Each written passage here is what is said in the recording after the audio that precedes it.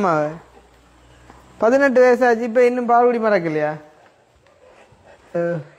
அதில் மங்களை கட்டவணும்னு சொல்லி இருக்கு. எனக்கு தமிழ் தெரிய இது தமிழ்லாம் உங்களோட மாலை கூப்பிடுங்க. தமிழ் புள்ள புள்ளிய வர சொல்லு. மாலை கூப்பிடுங்க.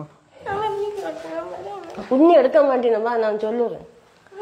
தம்பி அவ தன்னை வீடியோ விளையாட காட்ட வேண்டாமன்றா. அப்போ ஓடியோல காட்டுவோம் உங்களை குரல்ல மட்டும் பாசிங்க. வாங்க தம்பி வாங்க இங்கதான் வாங்க. பிள்ளை லவ் பண்றீங்களா? யாரு அந்த பழக்கம் தாய்க்கு பின்னாலே தெரியும். அப்ப வரையில இப்ப பின்னால நாங்க போய்க்க தங்கச்சியை வர சொல்லுங்கம்மா.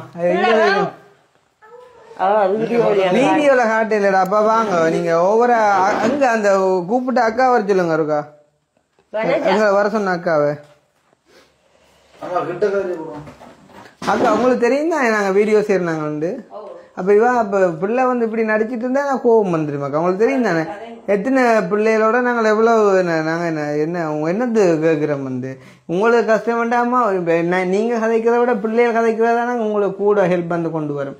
நம்ம இல்லங்கத்துக்கு என்ன இப்ப ஐஸ்வர்யா ராஜாவா காட்டி தான் எங்களோட வீடியோ ஓட பண்ணணுமா? நம்ம அதை விட அம்மாட கஷ்டத்தை புரிஞ்சு கொள்ளாத பிள்ளைன்னா பிறகு என்னதுக்குடா?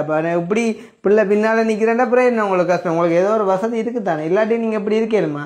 நானண்டா இப்படி அது தெரியுமா? இப்ப எங்கட நேரம் ஹெல்ப் பண்ண வந்தா என்ன மனத்தாக்கம்? தென்